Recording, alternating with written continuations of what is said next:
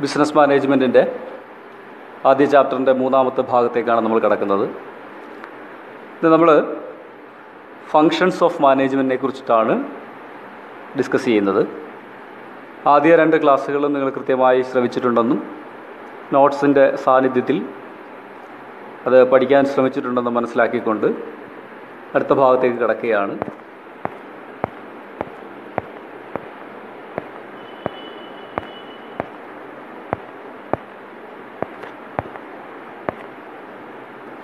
എന്താണ് functions of management? Management ചെയ്യപ്പെടുന്ന functions. നമുക്കറിയാം, മാനേജ്മെൻറ്റ് എന്നാൽ കൃത്യമായും വ്യക്തമായ ലക്ഷ്യം തീരുമാനിച്ച് ആ ലക്ഷ്യ പൂർത്തീകരണത്തിലേക്ക് എത്തിക്കാനുള്ള ശ്രമങ്ങൾ ചെയ്യുക എന്നുള്ളതാണ് മാനേജ്മെൻറ്റിൻ്റെ ധർമ്മം. സ്വാഭാവികമായും നമുക്കറിയാം, നമ്മൾ ആദ്യമേ തന്നെ പറഞ്ഞു, സിസ്റ്റമാറ്റിക്കലായിട്ട് അപ്രോച്ച് ചെയ്തെങ്കിൽ മാത്രമേ കൃത്യമായ ലക്ഷ്യത്തിലേക്ക് നമുക്ക് എത്താൻ കഴിയൂ. അപ്പോൾ സ്വാഭാവികമായും അതിൻ്റേതായ മാർഗങ്ങൾ രൂപീകരിക്കേണ്ടതുണ്ട്. ആ മാർഗങ്ങളിലൂടെ കടന്നിട്ടാണ് നമ്മൾ ലക്ഷ്യപൂർത്തീകരണത്തിലേക്ക് എത്തുന്നത്. അപ്പോൾ ഞാൻ നേരത്തെ പറഞ്ഞു, മാനേജ്മെൻറ്റ് എന്ന് പറയുന്നത് ഒരു പ്രോസസ്സിലൂടെ ആണ് അതിൻ്റെ ലക്ഷ്യപൂർത്തീകരണം നടത്തുന്നത്. ഒരു കോഴ്സിലൂടെ അല്ലെങ്കിൽ ഒരു കണ്ടിന്യൂസ് ഓപ്പറേഷനിലൂടെ റിസൾട്ടിലേക്ക് എത്താൻ ശ്രമിക്കുകയാണ് മാനേജ്മെൻറ്റ് ചെയ്യുക. അപ്പോൾ വ്യക്തമായ റൂട്ടുകൾ അല്ലെങ്കിൽ വ്യക്തമായ പാതയിലൂടെ മാത്രം കടന്ന് നമുക്ക് ലക്ഷ്യപ്രാപ്തിയിലെത്താൻ കഴിയും. ഏത് കാര്യവും അങ്ങനെ തന്നെയാണ്. ഉദ്ദേശ്യം നമ്മൾ തീരുമാനിച്ചു കഴിഞ്ഞാൽ ആ ലക്ഷ്യത്തെ എങ്ങനെ ശരിയായ രീതിയിൽ പൂർത്തീകരിക്കും എന്നുള്ളതിനെക്കുറിച്ചുള്ള മാർഗങ്ങൾ നമ്മൾ രൂപീകരിക്കേണ്ടതായിട്ടുണ്ട്. അപ്പോൾ മാനേജ്മെൻറ്റ് ചെയ്യുന്നതും അങ്ങനെ തന്നെയാണ്. Planning, organising, staffing, directing, controlling എന്ന് പറയപ്പെടുന്ന ഫങ്ഷൻസിലൂടെയാണ് മാനേജ്മെൻറ്റ് അതിൻ്റെ ലക്ഷ്യപൂർത്തീകരണം നടത്തുന്നത്. അതുതന്നെയാണ് നമ്മൾ മാനേജ്മെൻറ്റിൻ്റെ ഫങ്ഷൻ എന്ന് പറയുന്നത്. പ്രധാനമായും അതിൻ്റെ പാതകളെന്ന് പറയുന്നത്, നമ്മൾ ലക്ഷ്യം തീരുമാനിച്ചാൽ ആ ലക്ഷ്യം എങ്ങനെ പൂർത്തീകരിക്കണം എന്നുള്ളതിനെക്കുറിച്ച് വ്യക്തമായ ധാരണ ഉണ്ടാക്കുക എന്നുള്ളതാണ് ആദ്യ നടപടി. അതിനെ നമുക്ക് പ്ലാനിംഗ് എന്ന പേരിൽ പറയാം. അപ്പോൾ എന്താണ് പ്ലാനിംഗ് എന്ന് ചോദിച്ചാൽ, നമുക്കറിയാം, ഏത് കാര്യം നമ്മൾ ചെയ്യുമ്പോഴും വ്യക്തമായ ഒരു ഐഡിയ അല്ലെങ്കിൽ വ്യക്തമായ ഒരു പദ്ധതി ഉണ്ടെങ്കിൽ കൃത്യമായ രീതിയിലേക്ക് അതിനെ അപ്രോച്ച് ചെയ്യാൻ പറ്റും. പ്ലാനിംഗ് എന്ന് പറഞ്ഞാൽ ഇങ്ങനെയാണ് പറയുക: planning is deciding in advance. മുൻകൂട്ടിയുള്ള തീരുമാനമെടുക്കലാണ് പ്ലാനിംഗ്. ഏത് കാര്യത്തിലേക്ക് കടക്കുന്നതിന് മുമ്പും വ്യക്തമായ പദ്ധതികൾ തയ്യാറാക്കുക. എന്താണ് വ്യക്തമായ പദ്ധതി തയ്യാറാക്കാൻ ഉദ്ദേശിക്കുന്നത്? മുൻകൂട്ടിയുള്ള തീരുമാനമെടുക്കൽ. എന്ത് ചെയ്യണം, എങ്ങനെ ചെയ്യണം, എപ്പോൾ ചെയ്യണം. അപ്പോൾ വ്യക്തമായ ഒരു ഐഡിയ നമുക്ക് ഉണ്ടാകും. Planning is deciding in advance what is to be done, who is to be done, how is to be done. എങ്ങനെ ചെയ്യണം, എന്ത് ചെയ്യണം, എപ്പോൾ ചെയ്യണം. അപ്പോൾ അങ്ങനെ കുറേ ചോദ്യങ്ങളുടെ ഉത്തരം ആദ്യം ശേഖരിക്കുക എന്നുള്ളതാണ് പ്ലാനിംഗ് കൊണ്ട് ഉദ്ദേശിക്കുന്നത്. ഏത് കാര്യത്തിലേക്കും എടുത്തു ചാടുന്നതിന് മുമ്പ് മുൻ ധാരണ ഉണ്ടാവണം, അല്ലെങ്കിൽ മുൻകൂട്ടി നമ്മൾ അതിനെക്കുറിച്ചൊരു ബോധമുണ്ടാവണം. ആ മുൻകൂട്ടിയുള്ള ധാരണയെ വിളിക്കുന്ന പേരാണ് planning. Planning is deciding in the present what to do in the future. എപ്പോഴും പ്ലാനിംഗ് എന്ന് പറയുമ്പോൾ മുൻ വരാൻ പോകുന്ന കാര്യങ്ങളെക്കുറിച്ചിട്ടാണ് നമ്മൾ പദ്ധതി തയ്യാറാക്കൽ. അല്ലാതെ വന്നു കഴിഞ്ഞതിനെക്കുറിച്ച് നമ്മൾ പ്ലാൻ ചെയ്തിട്ട് കാര്യമില്ല. അപ്പോൾ ഇതുതന്നെയാണ് നമ്മളുടെ പ്രത്യേകതയും. എന്ത് ചെയ്യണമെന്ന് തീരുമാനിച്ചു, ഇനി അത് ഏതെല്ലാം മാർഗങ്ങളിലൂടെ ശരിയായ രീതിയിൽ അതിനെ നേടിയെടുക്കും. അപ്പോൾ ആ പ്ലാനിംഗ് എന്ന് പറഞ്ഞാൽ ഫ്യൂച്ചർ കോഴ്സ് ഓഫ് ആക്ഷനെ, ഭാവിയിൽ നമ്മൾ നേടേണ്ട സംഭവത്തെ മുൻകൂട്ടി തയ്യാറാക്കിയ ചില ഉപാധികളിലൂടെ അപ്രോച്ച് ചെയ്യും. Planning which bridges the gap between where we are and where we want to go. എപ്പോഴും എങ്ങനെയാണ്, ഇപ്പോൾ നമ്മൾ എവിടെ നിൽക്കുന്നു, ഇനി നമ്മൾ എങ്ങോട്ട് പോകാൻ ആഗ്രഹിക്കുന്നു. അപ്പോൾ എതിലേക്കാണോ പോകാൻ ആഗ്രഹിക്കപ്പെടുന്നത്, ഇപ്പോൾ നമുക്ക് എന്തുണ്ട്, എതിലേക്കാണോ നമ്മൾ എത്തിച്ചേരേണ്ടത്, അപ്പോൾ എത്തിച്ചേരുന്നതിന് നമ്മൾ എന്തെല്ലാം കാര്യങ്ങളെക്കുറിച്ചിട്ട് അറിഞ്ഞിരിക്കണം. അപ്പോൾ ഇങ്ങനെ ഏത് കാര്യത്തെ മുൻധാരണയിലൂടെ അപ്രോച്ച് ചെയ്യാം എന്നുള്ളതാണ് പ്ലാനിംഗ് കൊണ്ട് ഉദ്ദേശിക്കുന്നത്. പ്ലാനിംഗ് എന്ന് പറഞ്ഞാൽ is deciding in advance what is to be done, എന്ത് ചെയ്യുമെന്നുള്ളതിൻ്റെ മുൻധാരണയാണ് അല്ലെങ്കിൽ അതിനുള്ള ആസൂത്രണമാണ് പ്ലാനിംഗ്. അപ്പോൾ പ്ലാൻ ചെയ്ത് കഴിഞ്ഞു, നമ്മൾ എന്ത് ചെയ്യണം, എങ്ങനെ ചെയ്യണം, എപ്പോൾ ചെയ്യണം എന്നുള്ളതിനെക്കുറിച്ചുള്ള ധാരണകളെല്ലാം രൂപീകരിച്ച് കഴിഞ്ഞു. അപ്പോൾ നമ്മൾ ഒബ്ജക്റ്റ് ആദ്യം തീരുമാനിച്ചു, ലക്ഷ്യം ആദ്യം തീരുമാനിച്ചു, അത് എങ്ങനെ ചെയ്യണം, എപ്പോൾ ചെയ്യണം എന്നുള്ളതിനെക്കുറിച്ചുള്ള ആസൂത്രണവും നടത്തി. ഇനി നമുക്ക് വേണ്ടുന്നത് അതിനാവശ്യമായ ഫാക്ടേഴ്സ് നമ്മൾ അസംബിൾ ചെയ്യുക, കൃത്യമായ രീതിയിൽ അതിനെ സംയോജിപ്പിക്കുക, അല്ലെങ്കിൽ അതിനെ സംഘടിപ്പിക്കുക, സമാഹരിക്കുക. ഓർഗനൈസിങ് എന്ന് ഉദ്ദേശിക്കുന്നത് ഇങ്ങനെയാണ്: assembling the factors of production. Organising means assembling the factors of production. നമ്മൾ എന്താണോ ഉദ്ദേശം, ആ ഉദ്ദേശത്തിന് ആനുപാതികമായിട്ടുള്ള വസ്തുതകളെ സമാഹരിക്കലാണ് ഓർഗനൈസിംഗ് കൊണ്ട് ഉദ്ദേശിക്കുന്നത്. ഓർഗനൈസിങ്ങും ഓർഗനൈസേഷനും തമ്മിൽ, ഓർഗനൈസേഷൻ നമ്മൾ ഓൾറെഡി പറഞ്ഞു കഴിഞ്ഞു. ഓർഗനൈസേഷൻ എന്ന് പറഞ്ഞാൽ വ്യക്തമായ ലക്ഷ്യത്തോടു കൂടി പ്രവർത്തിക്കപ്പെടുമ്പോൾ സ്വാഭാവികമായും അവിടെ കൃത്യമായ വ്യക്തമായ തയ്യാറെടുപ്പുകളിലൂടെ ആവശ്യമായ ഫാക്ടേഴ്സുകളെ സമാഹരിച്ചുകൊണ്ട് കൃത്യമായ ലക്ഷ്യത്തിലേക്ക് എത്തിക്കുക എന്ന് പറയുന്നതാണ് ഓർഗനൈസേഷൻ, സംരംഭം എന്നുകൊണ്ട് ഉദ്ദേശിക്കുന്നത്. വ്യക്തമായ ലക്ഷ്യബോധത്തോടു കൂടി ഒരു പൂർത്തീകരണത്തിലേക്ക് കടക്കുന്നതിന് ആവശ്യമായിട്ടുള്ള നടപടിക്രമങ്ങൾ ചെയ്യുക. അവിടെ ഫാക്ടേഴ്സ് ഓഫ് പ്രൊഡക്ഷനായ മെറ്റീരിയൽ, മെഷീൻ, മണി, ഇതിനെ കൃത്യമായ രീതിയിൽ അസംബിൾ ചെയ്ത് അതിനെ റിസൾട്ടിലേക്ക് എത്തിക്കുക എന്നുള്ളതാണ് ഓർഗനൈസിങ്. അപ്പോൾ ഇതിൽ ഓർഗനൈസിങ് എന്ന് പറഞ്ഞാൽ ഇത്രയും മാത്രം നമ്മൾ മനസ്സിലാക്കുക. Organising means assembling the factors of production.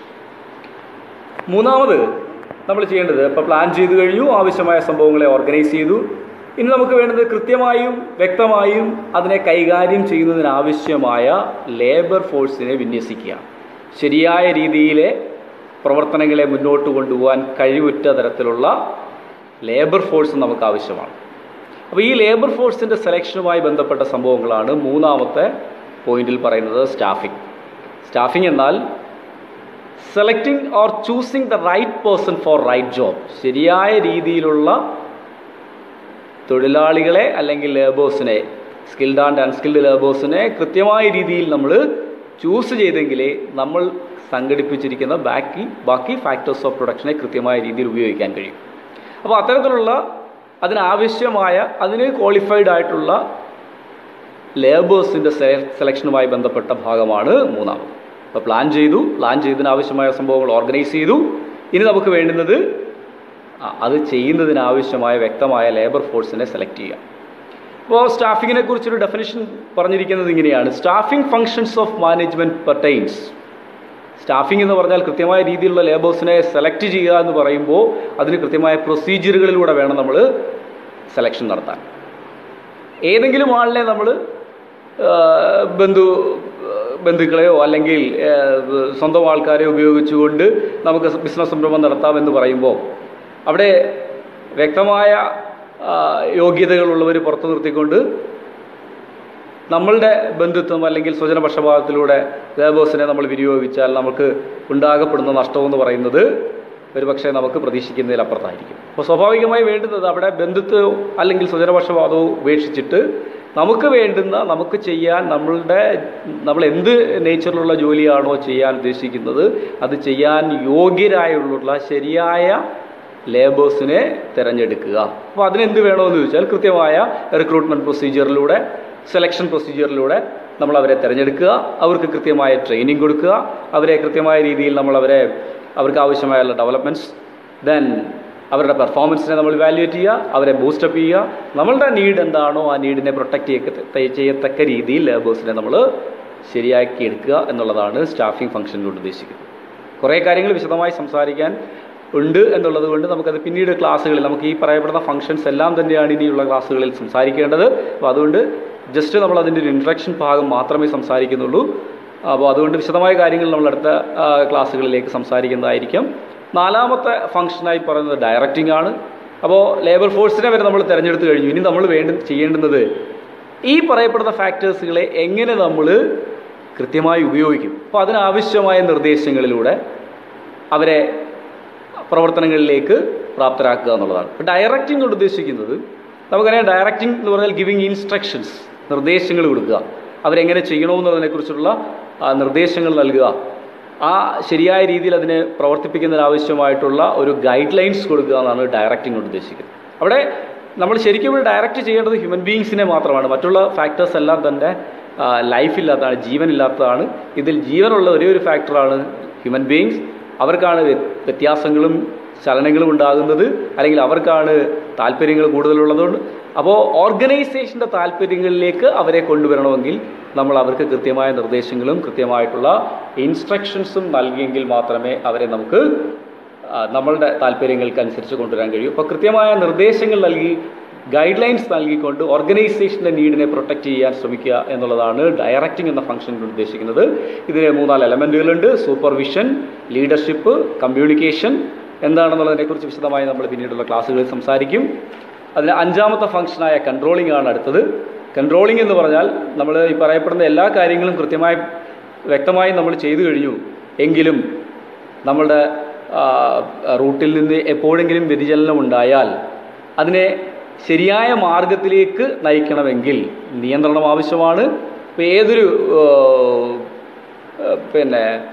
പ്രവൃത്തിയായാലും അല്ലെങ്കിൽ ഏതൊരു മൂവ്മെൻ്റ് ആയാലും അവിടെയൊക്കെ കൺട്രോളിങ്ങിൻ്റെ ആവശ്യമുണ്ട്, നിയന്ത്രണം ആവശ്യമുണ്ട്. ഒരു വര വരച്ചാൽ ആ വരയിൽ കൂടെ പോകണം എന്ന് നമ്മൾ തീരുമാനിക്കപ്പെടുമ്പോൾ സ്വാഭാവികമായിട്ടും ആരെങ്കിലും വ്യതിചലിച്ച് പോയിട്ടുണ്ടെങ്കിൽ ആ വ്യതിചലിച്ചവരെ നേരായ മാർഗത്തിലൂടെ ശരിയായ വരയിലൂടെ നമ്മൾ നടത്തിക്കൊണ്ട് പോകേണ്ടതിൻ്റെ ആവശ്യകതയുണ്ട്.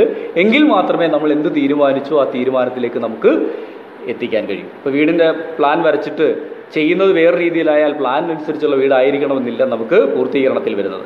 അപ്പോൾ എന്താണോ നമ്മൾ പ്ലാൻ ചെയ്തതിലേക്ക് നമ്മൾ അതിൽ എത്തിക്കണമെങ്കിൽ കൃത്യമായി അവിടെ ഗൈഡ് ലൈൻസ് ആവശ്യമാണ്, കൺട്രോളിങ് ആവശ്യമാണ്. ഇങ്ങനെ 5 ഫംഗ്ഷനെ കുറിച്ചിട്ടാണ് നമ്മൾ ഫങ്ഷൻസ് ഓഫ് മാനേജ്മെൻറ്റ് എന്ന് പറയപ്പെടുന്ന ഭാഗത്തിൽ സംസാരിക്കുന്നത്. പ്ലാൻ ചെയ്യുക, പ്ലാൻ ചെയ്തതിനനുസരിച്ചുള്ള സംഭവങ്ങളെ നമ്മൾ ഓർഗനൈസ് ചെയ്യുക, ലേബേഴ്സിനെ കൃത്യമായ രീതിയിൽ സെലക്ട് ചെയ്യപ്പെടുക, അവർക്ക് ആവശ്യമായ നിർദ്ദേശങ്ങൾ കൊടുക്കുക, അവരുടെ പ്രവർത്തനങ്ങൾ എപ്പോഴെങ്കിലും വ്യതിചലിക്കുന്നുവെങ്കിൽ ആ വ്യതിചലിക്കുന്നതിൽ നിന്നും ഒരു നേരായ മാർഗത്തിലേക്ക് എത്തിക്കുക. ആ പ്രോസസ്സാണ് കൺട്രോളിംഗ്. അപ്പോൾ planning, organising, staffing, directing, controlling എന്ന് പറയുന്നതാണ് ഫങ്ഷൻസ് ഓഫ് മാനേജ്മെൻറ്റ് എന്ന് നമ്മൾ. ഒബ്ജക്റ്റീവ്സ് ഓഫ് മാനേജ്മെൻറ്റ് എന്ന പോർഷനാണ് നമുക്കിനി സംസാരിക്കേണ്ടത്. അപ്പോൾ മാനേജ്മെൻറ്റിന് പ്രധാനമായും 3 ഒബ്ജക്റ്റീവാണ് നമുക്ക് പറയാൻ കഴിയുക. അതായത് ഒരു ഓർഗനൈസേഷനിലെ മാനേജ്മെൻറ്റ് ഉറപ്പിക്കേണ്ടതായ 3 പ്രധാനപ്പെട്ട ലക്ഷ്യങ്ങളെന്ന് പറയുന്നത്, ഒന്ന്, നമുക്ക് നിലനിൽക്കാൻ അവസരം തരുന്ന ഓർഗനൈസേഷൻ്റെ താല്പര്യങ്ങൾ. ഓർഗനൈസേഷനെ ശരിയായ രീതിയിൽ റൺ ചെയ്യിച്ച് ശരിയായ ലാഭത്തിലെത്തിച്ച് ബിസിനസ്സിനെ വളർത്തിക്കൊണ്ടുപോകുക എന്ന ഉദ്ദേശത്തോടു കൂടിയാണല്ലോ നമ്മൾ മാനേജ്മെൻറ്റിനെ നിയമിക്കപ്പെടുക, അല്ലെങ്കിൽ മാനേജേഴ്സിനെ നിയമിക്കപ്പെടുക. അപ്പോൾ തീർച്ചയായും ഓർഗനൈസേഷൻ്റെ നിലനിൽപ്പ് ഉറപ്പാക്കേണ്ടുന്നതാണ് ആദ്യത്തെ ചുമതല. എന്താണ് ഓർഗനൈസേഷൻ നിലനിൽപ്പ് എന്ന് പറയുന്നത്? നമ്മൾ പഠിച്ചിട്ടുണ്ട്, ബിസിനസ് ഓർഗനൈസേഷനാണ്. അപ്പോൾ സ്വാഭാവികമായും അവൻ്റെ പ്രധാനപ്പെട്ട ലക്ഷ്യം ലാഭം തന്നെയാണ്. ആ ലാഭം ഉണ്ടാക്കിയെടുക്കുന്നതിന് വേണ്ടി ബിസിനസ്സിനെ നേരായ മാർഗത്തിൽ കൊണ്ടുപോകുക, ബിസിനസ്സിൻ്റെ ലാഭം എന്ന് പറയപ്പെടുന്ന പ്രൈം എയിം പ്രൊട്ടക്റ്റ് ചെയ്യുക, ബിസിനസ്സിലേക്ക് പണം ഇൻവെസ്റ്റ് ചെയ്തിരിക്കുന്ന അതിൻ്റെ ഇൻവെസ്റ്റേഴ്സിൻ്റെ താല്പര്യങ്ങളെ പ്രൊട്ടക്റ്റ് ചെയ്യുക, അവന് റീസണബിൾ റിട്ടേൺ ഇൻഷുർ ചെയ്ത് കൊടുക്കുക, ബിസിനസ്സിന് സർവൈവ് ചെയ്യാനുള്ള, ബിസിനസ്സിനെ എക്സ്പാൻഡ് ചെയ്യാനുള്ള, ബിസിനസ്സിന് ഗുഡ് വിൽ ഇൻക്രീസ് ചെയ്യാനുള്ള, ബിസിനസ്സിനെ ശരിയായ സൽപ്പേരിൽ കൊണ്ടുവന്ന് ബിസിനസ്സിൻ്റെ കീർത്തി വർദ്ധിപ്പിക്കുക, ബിസിനസ്സിനെ നിലനിൽക്കാനുള്ള അവസരം കൊടുക്കുക, അങ്ങനെ ബിസിനസ്സിൻ്റെ ഗ്രോത്ത് ആൻഡ് എക്സ്പാൻഷനും സർവൈവലും ഉറപ്പിക്കുക, ബിസിനസ്സിനെ ലാഭകരമായ രീതിയിൽ മുന്നേറുക. എങ്കിൽ മാത്രമേ ബാക്കി എല്ലാ നിലനിൽപ്പും ഉള്ളൂ എന്ന് മനസ്സിലാക്കിക്കൊണ്ട് ഓർഗനൈസേഷണൽ ഒബ്ജക്റ്റീവ്സ് പ്രൊട്ടക്റ്റ് ചെയ്യുക എന്ന് പറയുന്നതാണ് മാനേജ്മെൻറ്റിൻ്റെ ആദ്യത്തെ കർത്തവ്യം. അപ്പോൾ ബിസിനസ്സിന് ശരിയായ രീതിയിൽ നടത്തിക്കൊണ്ട് ലാഭത്തിലെത്തിക്കുകയും അതിൻ്റെ ഇൻവെസ്റ്റേഴ്സിൻ്റെ ഇൻട്രസ്റ്റ് പ്രൊട്ടക്റ്റ് ചെയ്യും, ബിസിനസ്സിനെ സർവൈവ് ചെയ്യാനും അതിൻ്റെ വളർച്ചയ്ക്കും അതിൻ്റെ എക്സ്പാൻഷനും അവസരമൊരുക്കുക എന്ന ഉദ്ദേശമാണ് ആദ്യത്തെ ഒബ്ജക്റ്റീവ്സായി പറയുന്നത് ഓർഗനൈസേഷണൽ ഒബ്ജക്റ്റീവ്സ്. രണ്ടാമത്, ഇത്തരത്തിലുള്ള ബിസിനസ് ഓർഗനൈസേഷൻ്റെ നിലനിൽപ്പ് എന്ന് പറയുന്നത് സൊസൈറ്റിയുടെ താല്പര്യത്തിനനുസരിച്ചാണ്.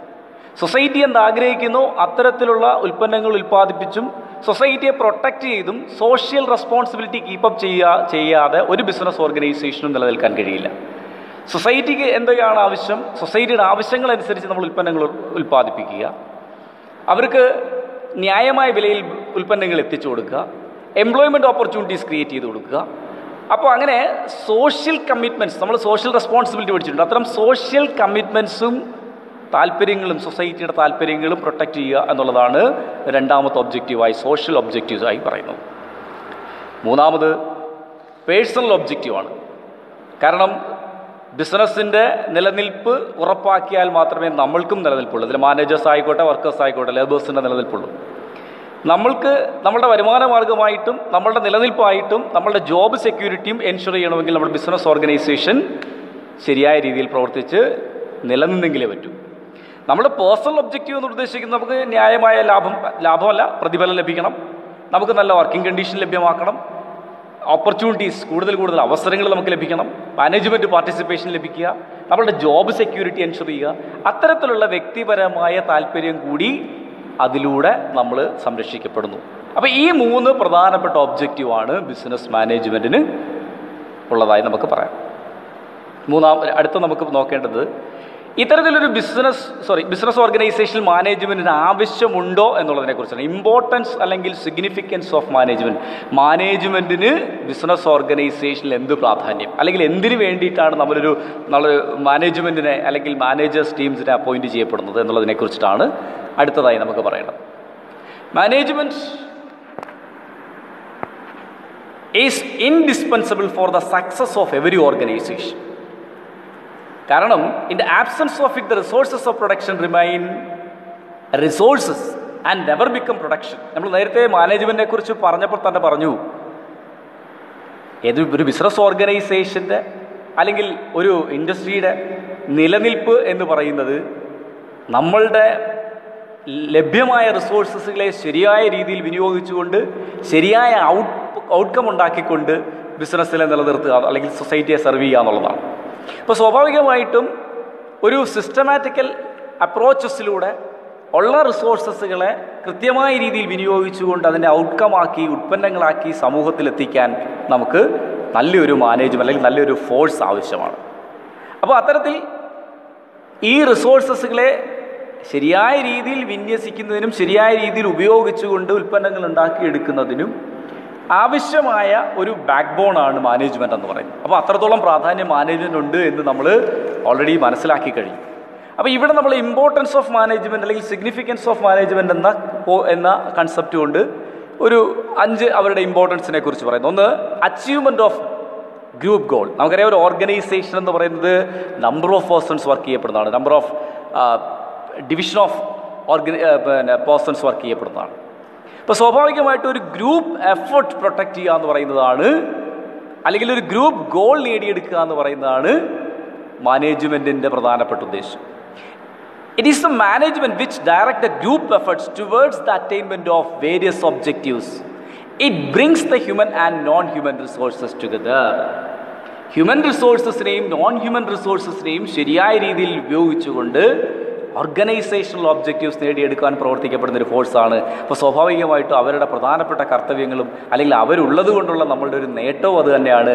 ഈ പറയപ്പെടുന്ന ഫാക്ടേഴ്സ് ഓഫ് പ്രൊഡക്ഷനെ കൃത്യമായ രീതിയിൽ വിനിയോഗിച്ചുകൊണ്ട് അതിൻ്റെ ഒബ്ജക്റ്റീവ്സ് പൂർത്തീകരണം നടത്തുക എന്നുള്ളത്. രണ്ടാമത്, increases efficiency. Only through a right management, ശരിയായ മാനേജ്മെൻറ്റിലൂടെ മാത്രമേ എക്കണോമിക്കലി നമുക്ക് നമ്മളുടെ റിസോഴ്സസുകളെ യൂട്ടിലൈസ് ചെയ്യാൻ കഴിയും. നമുക്ക് വേസ്റ്റ് കുറച്ചുകൊണ്ട് ഉള്ള റിസോഴ്സസുകളെ പരമാവധി ഫലവത്താക്കണമെങ്കിൽ അതിന് ശരിയായ നിയന്ത്രണം ആവശ്യമാണ്. മാനേജ്മെൻറ്റ് എന്ന് പറയുന്നൊരു ഫോഴ്സ് അത്തരത്തിലുള്ളൊരു നിയന്ത്രണ ശക്തിയായതുകൊണ്ട് നമുക്ക് മാനേജ്മെൻറ്റിനെ അവിടെയും അല്ലെങ്കിൽ മാനേജ്മെൻറ്റ് പ്രാധാന്യം ഇപ്പോൾ മനസ്സിലാവും. അടുത്ത, management creates A dynamic organisation. നമുക്കറിയാം മാറി വരുന്ന സാഹചര്യങ്ങൾക്കനുസരിച്ച് മാറ്റങ്ങളെ ഉൾക്കൊള്ളാൻ കഴിയുന്ന തരത്തിലുള്ള ഒരു അഡ്മിനിസ്ട്രേഷൻ ആയിരിക്കണം നമുക്കുണ്ടാകേണ്ടത്. കാരണം എക്കോണമി അല്ലെങ്കിൽ നമ്മുടെ സമ്പദ് വ്യവസ്ഥ അല്ലെങ്കിൽ നമ്മുടെ സൊസൈറ്റി എന്ന് പറയുന്നത് ദൈനംദിന മാറ്റങ്ങൾ ഉണ്ടായിക്കൊണ്ടിരിക്കുന്ന സംഭവം. അപ്പോൾ സ്വാഭാവികമായിട്ടും മാറ്റങ്ങൾക്കനുസരിച്ചുള്ള വെല്ലുവിളികളെ നമ്മൾ ഏറ്റെടുത്തുകൊണ്ട് സമൂഹം എന്താവശ്യപ്പെടുന്നോ എന്നതിനനുസരിച്ച് പ്രവർത്തിക്കാൻ ഒരു നല്ല ബാക്ക് ബോൺ ആവശ്യമാണ്. അപ്പോൾ അത്തരത്തിലുള്ളൊരു ബാക്ക് ബോണായിട്ടാണ് മാനേജ്മെൻറ്റ് നിൽക്കുന്നത്. എന്തു മാറ്റങ്ങളാണോ വരുന്നത് ആ മാറ്റങ്ങളെ ഉൾക്കൊണ്ട് നമ്മളുടെ സൊസൈറ്റി എന്താവശ്യപ്പെടുന്നു അത്തരത്തിലുള്ള ഉൽപ്പന്നങ്ങൾ സമൂഹത്തിലേക്ക് എത്തിക്കപ്പെടാനും പിന്നെ മാറ്റങ്ങൾക്കനുസരിച്ചുള്ള മാറ്റങ്ങളെ ഉൾക്കൊണ്ടുകൊണ്ട് ബിസിനസ് ഓർഗനൈസേഷനെ ശരിയായ രീതിയിൽ റൺ ചെയ്യുന്നതിന് ഒരു ശരിയായ മാനേജ്മെൻറ്റ് ആവശ്യമാണ്. അടുത്ത management helps in achieving personal objectives. നമുക്കറിയാം ബിസിനസ് ഓർഗനൈസേഷൻ്റെ നിലനിൽപ്പാണ് അതിൽ ഓരോ വ്യക്തികളുടെയും സമൂഹത്തിൻ്റെ നിലനിൽപ്പ്. അപ്പോൾ അത്തരത്തിൽ ഒരു ബിസിനസ് ഓർഗനൈസേഷൻ നിലനിർത്തിക്കൊണ്ടു പോകുന്നതിൻ്റെ ധാർമ്മിക ഇൻവെസ്റ്റേഴ്സിൻ്റെ താല്പര്യങ്ങളെ സംരക്ഷിച്ചെങ്കിൽ മാത്രമേ അവർക്ക് ബിസിനസ്സിൽ കൂടുതൽ ഇൻവെസ്റ്റ് ചെയ്യാൻ താല്പര്യമുണ്ടാവും, ബിസിനസ് റൺ ചെയ്യിക്കുന്നതിന് താല്പര്യമുണ്ടാവും. അപ്പോൾ അത്തരത്തിലുള്ള ബിസിനസ് ഓർഗനൈസേഷൻ്റെ നിലനിൽപ്പ് ആണ് ഒരുപാട് ആൾക്കാരുടെ ജീവനോപാധി എന്നുള്ളത് കൊണ്ട് പേഴ്സണൽ ഒബ്ജക്റ്റീവ്സ് പേഴ്സണൽ നേട്ടങ്ങൾക്കും മാനേജ്മെൻറ്റിന് വലിയ പ്രാധാന്യം വഹിക്കുന്ന ഒന്നാണ്. സൊസൈറ്റിയുടെ അതേപോലെ management helps in development of society. Well managed business organisation creates quality products and services for the country and create A numerous employment opportunities. ഇപ്പോൾ തൊഴിലവസരങ്ങൾ ഉണ്ടാവണമെങ്കിൽ ബിസിനസ് കൂടുതൽ വളരണം, അല്ലെങ്കിൽ കൂടുതൽ ബിസിനസ് സംരംഭങ്ങൾ വളരണം. അപ്പോൾ കൂടുതൽ തൊഴിലവസരങ്ങൾ ഉണ്ടാവും. വലിയ ബിസിനസ് ഓർഗനൈസേഷന് ചിലവ് കുറച്ചുകൊണ്ട് കൂടുതൽ ഉൽപ്പന്നങ്ങളെ സൊസൈറ്റിക്ക് എത്തിക്കാൻ കഴിയും. ചിലവ് കുറഞ്ഞ മാർഗത്തിലൂടെ അല്ലെങ്കിൽ പ്രൊഡക്ഷൻ കൂട്ടി നമുക്ക് കോസ്റ്റ് ഓഫ് പ്രൊഡക്ഷൻ കുറച്ചുകൊണ്ട് ശരിയായ രീതിയിലുള്ള ഉൽപ്പന്നങ്ങൾ ന്യായമായ വിലയ്ക്ക് ലഭ്യമാക്കാൻ കഴിയും. അപ്പോൾ ഇത്തരത്തിലൊരു സിസ്റ്റമാറ്റിക്കൽ, നമ്മളെപ്പോഴും പറയുന്ന വാക്കാണ്, സിസ്റ്റമാറ്റിക്കലായിട്ട് കാര്യങ്ങളെ കൃത്യമായി കൊണ്ടുപോകണമെങ്കിൽ ഒരു ശരിയായ ഫോഴ്സ് ആവശ്യമാണ്. ആ ശരിയായ ഫോഴ്സിനെയാണ് നമ്മൾ മാനേജ്മെൻ്റ് എന്ന് ഉദ്ദേശിക്കുന്നത്. അപ്പോൾ നമുക്ക് മനസ്സിലാവും മാനേജ്മെൻറ്റ് അത്രത്തോളം പ്രാധാന്യം ബിസിനസ്സിലുണ്ട് എന്നുള്ളത്. ഇതാണ് ബിസിനസ്സിൻ്റെ ഒരു ബിസിനസ്സിൽ മാനേജ്മെൻറ്റ് വേണം എന്ന് പറയുന്നതിൻ്റെ ആവശ്യകത. ഇനി നമുക്ക് അടുത്ത പഠിക്കാനുള്ളത്, നമ്മൾ നേരത്തെ പറഞ്ഞ ഫങ്ഷൻസ് ഓഫ് മാനേജ്മെൻറ്റിൽ അടുത്ത ഒരു ഫങ്ഷനാണ് കോർഡിനേഷൻ. കാരണം നമുക്കറിയാം ഇതുവരെ നമ്മൾ പ്രവർത്തനങ്ങളെ കൃത്യമായ രീതിയിൽ മുന്നോട്ട് കൊണ്ടുപോകാൻ വേണ്ടി വർക്കിനെ നമ്മൾ ഡിവൈഡ് ചെയ്തിരുന്നതാണ്. ഇപ്പോൾ നമുക്ക് ഉൽപ്പാദിപ്പിക്കേണ്ടതായ അല്ലെങ്കിൽ നമുക്കുണ്ടാക്കേണ്ടതായ ഒരു ഒബ്ജക്റ്റീവിനെ കുറിച്ച് നമ്മൾ ചിന്തിച്ചു. ഇത്ര യൂണിറ്റ് നമുക്ക് പ്രൊഡ്യൂസ് ചെയ്യണം. അപ്പോൾ അതിനാവശ്യമായ ഫൈനാൻസ് കളക്ട് ചെയ്യുക, അതിനാവശ്യമായ മെറ്റീരിയൽ കളക്ട് ചെയ്യുക, അതിനാവശ്യമായിട്ടുള്ള പ്രൊഡക്ഷൻ നടത്തുക, അത് കൃത്യമായ രീതിയിൽ അതിന് ലേബർ ഫോഴ്സിനെ വിന്യസിക്കുക, അത് കൃത്യമായി മാർക്കറ്റ് ചെയ്യപ്പെടുക. ഇങ്ങനെ പല ഫങ്ഷൻസായിട്ട് പല ഡിപ്പാർട്ട്മെൻറ്റുകളായിട്ട് നമ്മൾ ആ ഒരു ടോട്ടൽ ഒബ്ജക്റ്റിനെ ഡിവൈഡ് ചെയ്തിരുന്നു. അപ്പോൾ ഇങ്ങനെ പല ഭാഗങ്ങളായിട്ട് നമ്മൾ വർക്കിനെ ഡിവൈഡ് ചെയ്തിരുന്നു. ഈസി അക്കംപ്ലിഷ്മെൻറ്റിന് വേണ്ടി, സ്പെഷ്യലൈസേഷന് വേണ്ടി വർക്കിനെ ഡിവൈഡ് ചെയ്തിരുന്നു. അപ്പോൾ നമുക്ക് മാത്രമല്ല, നമുക്കറിയാം മാനേജ്മെൻറ്റ് എന്നൊരു ഗ്രൂപ്പ് ആക്ടിവിറ്റിയാണ്, ഒന്നിലധികം പേര് ചേർന്ന് ചെയ്യുന്ന പ്രവൃത്തിയാണ്. അപ്പോൾ അതുകൊണ്ട് തന്നെ ഒരു ടോട്ടൽ ഒബ്ജക്റ്റീവിലേക്ക് എത്തിക്കണമെങ്കിൽ ഈ വിന്യസിച്ചിരിക്കുന്ന അല്ലെങ്കിൽ ഈ ഡീസെൻട്രലൈസ് ചെയ്തിരിക്കുന്ന ഈ ഫങ്ഷൻസിനെ എല്ലാം കോർഡിനേറ്റ് ചെയ്യണം, ഒരുമിപ്പിക്കണം. ആ കോർഡിനേഷൻ എന്ന് പറയുന്ന പ്രോസസ്സിലൂടെ മാത്രമേ നമുക്ക് തിരിച്ച് നമ്മളുടെ ഒബ്ജക്റ്റിലേക്ക് എത്താൻ പറ്റൂ. ലക്ഷ്യത്തെ നമ്മൾ വിഭജിച്ചിരുന്നു, ലക്ഷ്യം നേടിയെടുക്കാനുള്ള മാർഗ്ഗങ്ങളെ വിഭജിച്ചിരുന്നു. ആ മാർഗ്ഗങ്ങളെല്ലാം ചേർന്ന് ലക്ഷ്യത്തിലേക്ക് എത്തിക്കണമെങ്കിൽ ആ മാർഗ്ഗങ്ങളെയെല്ലാം നമ്മൾ സിങ്ക്രണൈസ് ചെയ്യണം. അപ്പോൾ coordination is the process of synchronizing the activities. എല്ലാ ആക്ടിവിറ്റീസിനെ നമ്മൾ ഒരുമിപ്പിക്കുക. So coordination is the orderly arrangement of dissimilar group of activities to attain a common goal of business. Dissimilar ആയിട്ടുള്ള ആക്ടിവിറ്റീസിനെ എന്ത് ചെയ്യുക? ഓർഡർലി അറേഞ്ച് ചെയ്യുന്ന പ്രോസസ്സാണ് കോർഡിനേഷൻ. Coordination ensures unity. അതാണ് മനസ്സിലാക്കേണ്ടത്. ഡൈവേഴ്സ്ഡ് ആയിട്ടുള്ള സംഭവം നമ്മൾ ഡൈവേഴ്സ് ചെയ്തത് വേറൊന്നിനുമല്ല, അത് ഈസി അക്കംപ്ലിഷ്മെൻറ്റിന് വേണ്ടി വർക്ക് ഡിവൈഡ് ചെയ്തതാണ്. ഇനി എന്ത് ചെയ്യണം? അതിനെ യൂണിറ്റി അത് യൂണിയൻ ചെയ്യണം, അല്ലെങ്കിൽ സിങ്ക്രണൈസേഷൻ എന്നാണ്. അപ്പോൾ യൂണിറ്റി എൻഷുർ ചെയ്യുക, അല്ലെങ്കിൽ സിങ്ക്രണൈസ് ചെയ്യുക, ഒരുമിപ്പിക്കുക എന്ന് പറയുന്ന പ്രോസസ്സാണ് കോർഡിനേഷൻ കൊണ്ട് ഉദ്ദേശിക്കുന്നത്. കോർഡിനേഷൻ എന്ന് പറയുന്നത് ചെയ്തില്ലെങ്കിൽ നമ്മൾ പല കാര്യങ്ങളെയും പല ഭാഗങ്ങളായിട്ട് അല്ലെങ്കിൽ പല ഡിവിഷനായിട്ട് ചെയ്തിരുന്നു. ഇനി അതിനെല്ലാം ഒരുമിപ്പിച്ച് ഒരു സൈക്കിളിൻ്റെ പല പാർട്സുകൾ അത് ഒരുമിപ്പിച്ചു എന്നെങ്കിൽ മാത്രമേ സൈക്കിളാവൂ എന്നുള്ളതുകൊണ്ട് ഈ പല പാർട്സുകളും പ്രൊഡ്യൂസ് ചെയ്തെടുത്ത് അത് അസംബിൾ ചെയ്ത് ഒരു പ്രോഡക്റ്റാക്കി മാറ്റിയെങ്കിൽ മാത്രമേ അതിനെ നമുക്ക് ഉപയോഗിക്കാൻ കഴിയൂ. അതേപോലെ ബിസിനസ് ഓർഗനൈസേഷൻ്റെ പല ഡിവൈഡ് ചെയ്തിരുന്ന വർക്കുകളെ നമ്മൾ ഒരുമിപ്പിക്കുക. That process is called coordination. അപ്പോൾ ഇതൊരു പ്രധാനപ്പെട്ട ഫംഗ്ഷനാണ്. Coordination is regarded as the essence of management, not a separate function. Coordination is the force that binds all other functions of management. നമുക്ക് മനസ്സിലാവും ഈസിയായി ഇതൊരു കോർഡിനേഷൻ മീൻസ് ഒരു സിങ്ക്രണൈസേഷനാണ്. എല്ലാത്തിനെയും നമ്മൾ വിഭജിച്ച് കിടന്ന അല്ലെങ്കിൽ വ്യത്യസ്തമായ ഓരോ ഫംഗ്ഷനും ക്യാരി ഓൺ ചെയ്യാൻ വേണ്ടിയിട്ട് പലതായി ഡിവൈഡ് ചെയ്തിരുന്നു. ഇനി ഡിവൈഡ് ചെയ്ത് നമ്മളതിനെ നമ്മുടെ ഒബ്ജക്റ്റിലേക്ക് കൂട്ടി യോജിപ്പിക്കണം. അതിന് പല ഡിപ്പാർട്ട്മെൻറ്റുകളെ നമ്മൾ കൂട്ടി യോജിപ്പിച്ചെങ്കിലേ പറ്റും.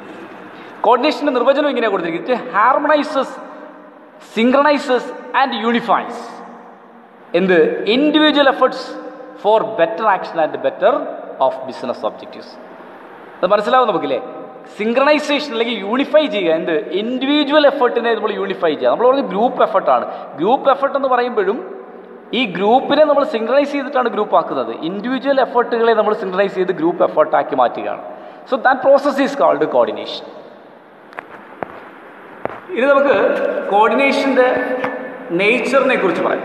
Nature and characteristics or features of coordination. Coordination കൊണ്ട് അല്ലെങ്കിൽ കോർഡിനേഷൻ്റെ പ്രത്യേകതകൾ എന്തൊക്കെയാണെന്ന് പറയുന്നത്. Coordination integrate group efforts. മനസ്സിലാവും, നമ്മൾ പറഞ്ഞു കഴിഞ്ഞു. ഇൻ്റഗ്രേറ്റ് ചെയ്യുകയാണ്, എന്ത് ഗ്രൂപ്പ് എഫേർട്സിനെ നമ്മൾ ഇൻ്റഗ്രേറ്റ് ചെയ്യുക, ഒരുമിച്ച് കൊണ്ടുവരിക ചെയ്യും. അതായത് ഇൻഡിവിജ്വൽ എഫേർട്സുകളെ നമ്മൾ ഗ്രൂപ്പ് ആക്കുക എന്ന് ഉദ്ദേശിച്ചാൽ മതി. ഇൻഡിവിജ്വൽ എഫേർട്സ്, യൂണിയൻ ഈ സ്ട്രെങ്ത് എന്ന് പറയപ്പെടുന്നത് പോലെ എല്ലാവരും കൂടി ഒരുമിച്ച് പ്രവർത്തിച്ചെങ്കിൽ മാത്രമേ നമുക്ക് ആ ഒരു യൂണിറ്റിയിലൂടെ മാത്രമേ നമുക്ക് എന്തും ഈസിയായി നേടാൻ കഴിയും. അതിനെല്ലാവരോടും ഒരുമിച്ച് പിടിക്കുക എന്ന് പറയുമ്പോൾ ഈ പറയപ്പെടുന്ന ഓരോ ഫംഗ്ഷനും ഈസിയായി ക്യാരി ഓൺ ചെയ്യാൻ വേണ്ടി നമ്മൾ പല ഭാഗങ്ങളായിട്ട് ഡിവൈഡ് ചെയ്തിട്ടുണ്ട്. ആ ഡിവൈഡ് ചെയ്ത് ഓരോ ഡിപ്പാർട്ട്മെൻറ്റും വളരെ എഫക്റ്റീവായിട്ട് അവരവരുടെ ഡിപ്പാർട്ട്മെൻറ്റ് ഒബ്ജക്റ്റീവ്സ് അക്കംപ്ലിഷ് ചെയ്യുന്നത് വഴി ഇവരെ എല്ലാം കൂട്ടി യോജിപ്പിച്ചാൽ ഓർഗനൈസേഷണൽ ഒബ്ജക്റ്റീവ്സ് ആക്കി മാറ്റാൻ കഴിയും. അപ്പോൾ അതിനെ നമ്മൾ കോർഡിനേറ്റ് ചെയ്യുക എന്ന് പറയും. രണ്ടാമത് coordination ensures unity of action. പേരിൽ തന്നെ നമ്മൾ പറഞ്ഞു യൂണിറ്റി ഓഫ് ആക്ഷനാണ് കോർഡിനേഷൻ. മൂന്നാമത് കോർഡിനേഷൻ കണ്ടിന്യൂസ് പ്രോസസ്സാണ്. ഒരിക്കൽ നമ്മൾ കൂട്ടി യോജിപ്പിച്ചാൽ അവിടെ തീരുന്നില്ല, വീണ്ടും ബിസിനസ് ഈസ് ഓൺ ഗോയിങ്. അപ്പോൾ സ്വാഭാവികമായിട്ടും കണ്ടിന്യൂസ് പ്രോസസ്സാണ്. ഒരിക്കൽ ചെയ്ത് കഴിഞ്ഞാൽ അത് അവിടെ അവസാനിക്കുന്നില്ല, കണ്ടിന്യൂസ് പ്രോസസ്സാണ്. അടുത്ത coordination is all pervasive function. എല്ലായിടവും കോർഡിനേഷൻ, ഏതും മേഖലയിലാണെങ്കിലും, ഫിനാൻസിലാണെങ്കിലും അതേപോലെ ഫിനാൻസ് എങ്ങനെ ഏതൊക്കെ മാർഗ്ഗത്തിലൂടെ റൈസ് ചെയ്യാം, ഏതൊക്കെ സോഴ്സസ് ഉണ്ട്, എങ്ങനെയൊക്കെ നമുക്ക് റൈസ് ചെയ്യാം, അപ്പോൾ അതിൻ്റെ മാർഗ്ഗങ്ങളെല്ലാം നമ്മൾ കോർഡിനേറ്റ് ചെയ്യുന്നു. ദെൻ മെറ്റീരിയൽസ് നമുക്ക് എവിടെ നിന്നൊക്കെ ലഭ്യമാണ്, ദെൻ എവിടെ നിന്നൊക്കെ നമുക്ക് ക്വാളിറ്റി മെറ്റീരിയൽ കോസ്റ്റ് കുറച്ച് ലഭിക്കും. സോ നമ്മൾ അവിടുത്തെ പ്രവർത്തനങ്ങളെ ഏകോപിപ്പിക്കുന്നു. അപ്പോൾ അങ്ങനെ എല്ലാ മേഖലകളിലും കോർഡിനേഷൻ വ്യാപിച്ചിട്ടുണ്ട്. ഇനി coordination is the responsibility of all managers. ഇത്രയൊക്കെ പറയുമ്പോൾ നമുക്ക് മനസ്സിലാവും coordination is the responsibility of all managers. കാരണം top management coordinate their subordinates, അതേപോലെ middle level management, lower level management, അങ്ങനെ എല്ലാ മാനേജേഴ്സിൻ്റെയും റെസ്പോൺസിബിലിറ്റിയാണ് കോർഡിനേഷൻ. മാത്രമല്ല coordination is a deliberate function. ഈ കോർഡിനേഷൻ എന്ന് പറയുന്ന പ്രോസസ്സിലൂടെ മാത്രമേ നമുക്ക് നമ്മുടെ എൻഡ് റിസൾട്ടിലേക്ക് എത്തിക്കാൻ കഴിയൂ. അപ്പോൾ ഈ പറയപ്പെടുന്ന പ്രത്യേകതയാണ് nature and characteristics of coordination എന്നത് നമ്മൾ ഉദ്ദേശിക്കുന്നത്. ഇനി കോർഡിനേഷൻ ചെയ്യേണ്ടതിൻ്റെ ആവശ്യകതയുണ്ടോ എന്നുള്ളതിനെ കുറിച്ചിട്ടാണ്, ഇമ്പോർട്ടൻസ് ഓഫ് കോർഡിനേഷനെ കുറിച്ചിട്ടാണ് അടുത്ത് നമുക്ക് പറയുന്നത്. എന്താണ് ഇമ്പോർട്ടൻസ് ഓഫ് കോർഡിനേഷൻ? കോർഡിനേഷൻ്റെ ഇമ്പോർട്ടൻസ് എന്തൊക്കെയാണ്? കോർഡിനേഷൻ ചെയ്യുന്നതിനുള്ള ഗുണങ്ങൾ എന്തൊക്കെയാണ്? അല്ലെങ്കിൽ ചെയ്യേണ്ടതിൻ്റെ ആവശ്യകത എന്തൊക്കെയാണ് എന്ന് ചോദിച്ചാൽ, growth in size increases in efficiency. As an organisation gross in size, the number of employees are also increases. All individuals differ in their habit of work, background, approaches to situations, relation to others. So it becomes quite essential to integrate their personal goal with organizational goal to smooth functioning of organization. ഓർഗനൈസേഷൻ്റെ size വളരെ വലുതാണെങ്കിൽ സ്വാഭാവികമായിട്ടും അതിൽ deploy ചെയ്തിരിക്കുന്ന ലേബേഴ്സും വളരെ കൂടുതലായിരിക്കും. വ്യത്യസ്ത ചിന്താഗതിയുള്ള, വ്യത്യസ്ത താല്പര്യങ്ങളുള്ള, വ്യത്യസ്ത ഇൻട്രസ്റ്റുള്ള ഈ പറയപ്പെടുന്ന ആൾക്കാരുടെ എല്ലാം പ്രവർത്തനങ്ങളെ നമ്മൾ ഓർഗനൈസേഷൻ്റെ ഇമ്പോർട്ടൻസിൽ, ഓർഗനൈസേഷൻ്റെ ഇൻട്രസ്റ്റിലേക്ക് കൊണ്ടുവരണം. അപ്പോൾ സ്വാഭാവികമായി ഇവരുടെ താല്പര്യങ്ങളെല്ലാം നമ്മൾ ഒരേ ഇൻട്രസ്റ്റിലേക്ക് കൊണ്ടുവരണമെങ്കിൽ ഇവരെല്ലാം മനസ്സിനെ നമ്മൾ, ഇവരുടെ എല്ലാവരുടെയും പ്രവൃത്തികളെ നമ്മൾ ഓർഗനൈസേഷൻ്റെ താല്പര്യത്തിലേക്ക് കൊണ്ടുവരണം. അപ്പോൾ ഇവരുടെ എല്ലാവരുടെയും മനസ്സിനെ ഒരുമിച്ച് കൊണ്ടുവന്നെങ്കിൽ, ഒരേപോലെ കൊണ്ടുവന്നെങ്കിൽ മാത്രമേ ഓർഗനൈസേഷൻ ഇൻട്രസ്റ്റ് നമുക്ക് പ്രൊട്ടക്റ്റ് ചെയ്യാൻ കഴിയൂ. അതേപോലെ ഫങ്ഷണൽ ഡിഫറൻസിയേഷൻ. നമുക്കറിയാം, നമ്മൾ നേരത്തെ പറഞ്ഞു കഴിഞ്ഞു, ഓരോ ഫംഗ്ഷനും കൃത്യമായും വ്യക്തമായും പെർഫെക്റ്റായി നേടിയെടുക്കാൻ വേണ്ടി ഫങ്ഷണൽ ബേസിൽ നമ്മൾ ഓർഗനൈസേഷൻ്റെ പ്രവൃത്തിയെ ഡിവൈഡ് ചെയ്തു. ഫിനാൻസ് കളക്ട് ചെയ്യാൻ വേണ്ടി, അല്ലെങ്കിൽ ഫിനാൻസിൻ്റെ കാര്യങ്ങളെക്കുറിച്ച് നോക്കാം, ഫിനാൻസ് ഡിപ്പാർട്ട്മെൻറ്റ്, മെറ്റീരിയൽ കളക്ട് ചെയ്യുന്നതിന് വേണ്ടി മെറ്റീരിയൽ ഡിപ്പാർട്ട്മെൻ്റ് ഉണ്ട്, പ്രൊഡക്ഷൻ നടത്താൻ വേണ്ടി പ്രൊഡക്ഷൻ ഡിപ്പാർട്ട്മെൻ്റ് ഉണ്ട്, ലേബേഴ്സിൻ്റെ സെലക്ഷനുമായി ബന്ധപ്പെട്ട് നമ്മൾ സ്റ്റാഫിംഗ് ഡിപ്പാർട്ട്മെൻ്റ് ഉണ്ട്, അല്ലെങ്കിൽ പേഴ്സണൽ ഡിപ്പാർട്ട്മെൻ്റ് ഉണ്ട്. ഇത് ശരിയായ രീതിയിൽ മാർക്കറ്റ് ചെയ്യാൻ മാർക്കറ്റിംഗ് ഡിപ്പാർട്ട്മെൻ്റ് ഉണ്ട്. അപ്പോൾ ഇങ്ങനെയുള്ള വിവിധ ഡിപ്പാർട്ട്മെൻറ്റായിട്ട് നമ്മൾ തരംതിരിച്ചു. പക്ഷേ ഇതിനെല്ലാം ഒരുമിപ്പിച്ച് കൊണ്ടുവന്നെങ്കിൽ മാത്രമേ ഓർഗനൈസേഷൻ്റെ ടോപ്പ് ലെവൽ മാനേജ്മെൻറ്റ് എന്ത് തീരുമാനം എടുത്തു വെച്ചിട്ടുണ്ട് അതിലേക്ക് നമുക്ക് എത്തിക്കാൻ കഴിയും. സോ ഈ എല്ലാ ഡിപ്പാർട്ട്മെൻറ്റും, ഫിനാൻസ് ഡിപ്പാർട്ട്മെൻറ്റ് കളക്ട് ചെയ്തിരിക്കുന്ന ഫിനാൻസ് ഉപയോഗിച്ചിട്ടാണ് മെറ്റീരിയൽ ഡിപ്പാർട്ട്മെൻറ്റ് പർച്ചേസ് ചെയ്യാൻ. അതുപയോഗിച്ചിട്ട് വേണം പ്രൊഡക്ഷൻ ഡിപ്പാർട്ട്മെൻറ്റ് പ്രൊഡക്ഷൻ നടത്താൻ. അതിലേക്ക് ആവശ്യമായ ലേബർ ഫോഴ്സിനെ നമ്മൾ കൃത്യമായി തിരഞ്ഞെടുക്കണം. അവരുൽപ്പാദിപ്പിക്കപ്പെടുന്ന ഉൽപ്പന്നങ്ങൾ കൃത്യമായി മാർക്കറ്റ് ചെയ്യണം. അപ്പോൾ സ്വാഭാവികമായും ഈ പറയപ്പെടുന്നവരുടെ എല്ലാം പ്രവർത്തനങ്ങളെ സിങ്ക്രണൈസ് ചെയ്തെങ്കിൽ മാത്രമേ നമ്മളുടെ റിസൾട്ട്, ഓർഗനൈസേഷൻ്റെ റിസൾട്ട് നമുക്ക് പാലിക്കാൻ കഴിയും. അതാണ് രണ്ടാമത്തെ ഫങ്ഷണൽ ഡിഫറൻസിയേഷൻ ഉദ്ദേശിക്കുന്നത്. മൂന്നാമത് സ്പെഷ്യലൈസേഷൻ. നമുക്കറിയാം ബിസിനസ് ഓർഗനൈസേഷൻ അതിൻ്റെ എഫക്റ്റീവായിട്ടുള്ള റിസൾട്ട് നേടുന്നതിന് വേണ്ടി ഓരോ ഫംഗ്ഷനെയും കൃത്യമായി ഡിവൈഡ് ചെയ്തു. ഹെൻറി ഫയറുടെ പ്രിൻസിപ്പിൾ അനുസരിച്ച് ആദ്യത്തെ പ്രിൻസിപ്പിൾ പറയുന്നതാണ് ഡിവിഷൻ ഓഫ് വർക്ക്. നമ്മൾ ചെയ്യേണ്ട മുഴുവൻ വർക്കിനെയും വർക്കിൻ്റെ നേച്ചർ അനുസരിച്ച് നമ്പർ ഓഫ് ഡിപ്പാർട്ട്മെൻറ്റ്സ് ആയിട്ട് അല്ലെങ്കിൽ നമ്പർ ഓഫ് യൂണിറ്റ് ആയിട്ട് മാറ്റുക. ഇതിൽ ഓരോ യൂണിറ്റും ഓരോ എക്സ്പേർട്സുകളെ ഏൽപ്പിക്കുക. അപ്പോൾ കൃത്യമായിട്ട് അവരവരുടെ ഡ്യൂട്ടീസ് കൃത്യമായി ചെയ്യുമ്പം സ്പെഷ്യലൈസേഷൻ ഉണ്ടാവും. അങ്ങനെ സ്പെഷ്യലൈസേഷൻ ഓരോ മേഖലയിലും ഉണ്ടാകുമ്പോൾ സ്വാഭാവികമായിട്ടും അവിടെ പ്രത്യേകിച്ച് ഇനി നോക്കാനൊന്നുമില്ല, വളരെ എഫക്റ്റീവായിട്ടുള്ള ഒരു റിസൾട്ടായിരിക്കും നമുക്ക് കിട്ടുക. അപ്പോൾ അതിനെന്ത് വേണം? ഓരോ യൂണിറ്റായിട്ട് നമ്മൾ ഡിവൈഡ് ചെയ്ത് വർക്കിനെ, ഈ ഡിവൈഡ് ചെയ്ത വർക്കിനെ നമ്മൾ യൂണിറ്റ് ചെയ്യണം. അതേപോലെ ഇമ്പോർട്ടൻസ് ടു ഹ്യൂമൻ റിലേഷൻ. നമ്മൾ പറഞ്ഞു there is a high degree of specialization in modern business. Specialization arises the complexities of modern technologies and diversity of the task needed to be performed. So there should be some mechanism to coordinate the efforts of various specialization in the organization. സ്വാഭാവികമായിട്ട് നമുക്കറിയാം, നമുക്ക് specialisation arises the complexities of modern technologies. അപ്പം നമുക്കറിയാം technological changes ഉണ്ടായിക്കൊണ്ടിരിക്കുകയാണ്. അപ്പോൾ diversity of the task needed to be performed, ഓരോരോ മാറ്റങ്ങൾ വരുന്നതിനനുസരിച്ചുള്ള മാറ്റങ്ങളെ ഉൾക്കൊള്ളാൻ ശേഷിയുള്ള ഒരു നല്ല ലേബർ ഫോഴ്സ് നമുക്ക് ആവശ്യമാണ്. There is a high degree of specialisation in modern business. Business ഓർഗനൈസേഷനിൽ ഒരിക്കലും ഒരു പരീക്ഷണത്തിൽ നിൽക്കുകയല്ല, ഹൈ ഡിഗ്രി ഓഫ് സ്പെഷ്യലൈസ്, ഓരോരുത്തരും സ്പെഷ്യലൈസ് ചെയ്യുക, ഓരോരോ പുതിയ ടെക്നോളജീസും പുതിയ സാങ്കേതിക വിദ്യകളൊക്കെ ഉപയോഗിച്ചുകൊണ്ട് നമ്മൾ മുന്നേറുക. അപ്പോൾ അത്തരത്തിലുള്ള സാങ്കേതിക വിദ്യകളെ ഉപയോഗപ്രദമായ രീതിയിൽ അല്ലെങ്കിൽ ശരിയായ രീതിയിൽ ഉപയോഗിക്കാൻ കഴിയത്തക്ക രീതിയിലുള്ള ലേബർ ഫോഴ്സിനെ നമുക്ക് കിട്ടിയെങ്കിലേ പറ്റും. അവരുടെ പ്രവർത്തനങ്ങളെ നമ്മൾ ഏകോപിപ്പിച്ചെങ്കിലേ പറ്റും. അപ്പോൾ മോഡേൺ വേൾഡിൽ പിടിച്ചു നിൽക്കുന്നതിന് വേണ്ടി, നമ്മുടെ ബിസിനസ് ഓർഗനൈസേഷനെ നിലനിർത്തുന്നതിന് വേണ്ടി വ്യത്യസ്തമായ ടെക്നോളജികളും വ്യത്യസ്തമായ ഡൈവേഴ്സിഫൈഡ് ആയിട്ടുള്ള ഈ പ്രവർത്തനങ്ങളെ കൃത്യമായും നമ്മൾ കോർഡിനേറ്റ് ചെയ്യും. അടുത്ത യൂണിറ്റി ഇൻ ഡൈവേഴ്സിറ്റി. നമുക്കറിയാം കൃത്യമായും വളരെ വ്യത്യസ്തമായ കൾച്ചറിൽ, വ്യത്യസ്തമായ ഐഡിയാസിൽ ഒരുപാട് എംപ്ലോയീസ് നമ്മളുടെ ഓർഗനൈസേഷനിൽ വർക്ക് ചെയ്യപ്പെടുന്നുണ്ട്. പല ജാതി, പല മത ചിന്താഗതികളിലൂടെ, പല താല്പര്യങ്ങളിലൂടെ വർക്ക് ചെയ്യുന്നവരാ. അവരെല്ലാം താല്പര്യങ്ങളെ ഓർഗനൈസേഷൻ്റെ താല്പര്യമാക്കി നിലനിർത്തിക്കൊണ്ട് മുന്നേറണമെങ്കിൽ ഇവരെ എല്ലാം പ്രവർത്തനങ്ങളെ നമ്മൾ ഏകോപിപ്പിച്ചേ കഴിയൂ. അപ്പോൾ ഇത്തരത്തിലുള്ള പ്രോസസ്സ് എല്ലാം കോർഡിനേഷൻ എന്ന് പറയപ്പെടുന്ന ഒരു ഭാഗം കൊണ്ട് നമുക്ക് ചെയ്യാൻ കഴിയൂ. അപ്പോൾ എല്ലാ പ്രവർത്തനങ്ങളെയും കൃത്യമായി കോർഡിനേറ്റ് ചെയ്യുന്നത് വഴി ഓർഗനൈസേഷൻ എന്താഗ്രഹിക്കപ്പെടുന്നോ ആ റിസൾട്ട് കൃത്യമായി നേടിക്കൊടുക്കാൻ കഴിയുന്ന ഒരു വലിയ എഫേർട്ടാണ് മാനേജ്മെൻറ്റ് ചെയ്യപ്പെടുന്നത്. അതുകൊണ്ട് കോർഡിനേഷൻ എന്ന് പറയപ്പെടുന്നത് മാനേജ്മെൻറ്റിനെ സംബന്ധിച്ചിടത്തോളം is an essence of management എന്ന് നമുക്ക് പറയാം. അപ്പോൾ ഇതാണ് ഒന്നാമത്തെ ചാപ്റ്ററിൽ നമുക്ക് പഠിക്കാനുള്ള ഭാഗം. അപ്പോൾ ഏകദേശം ഒന്നാമത്തെ ചാപ്റ്റർ നമ്മൾ കഴിഞ്ഞിരിക്കുകയാണ്. നിങ്ങളുടെ അഭിപ്രായങ്ങളും നിർദ്ദേശങ്ങളും നമ്മളെ അറിയിക്കുക. സംശയങ്ങൾ ദൂരീകരിക്കാനുള്ള മാർഗ്ഗങ്ങളെക്കുറിച്ച് നമുക്ക് ചിന്തിക്കാം. അപ്പോൾ നിങ്ങളുടെ അഭിപ്രായങ്ങൾ അറിയിക്കുക. Okay, thanks.